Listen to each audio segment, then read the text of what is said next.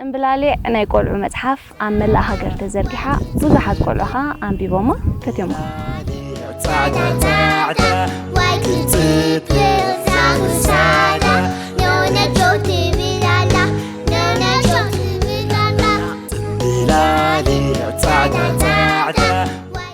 ጽምብላሊ ሓዳስ ናይ ቆልዑ መጽሓፍ ኣብ መላእ ዓለም ተዘርጊሓ ትርክም ኣላ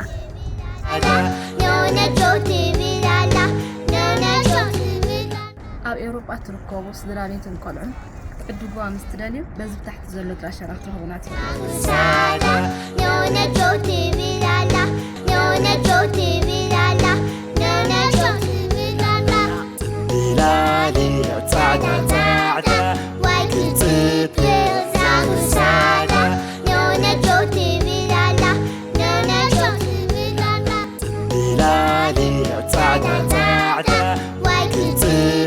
ጽምብላሊ ኣትርዲ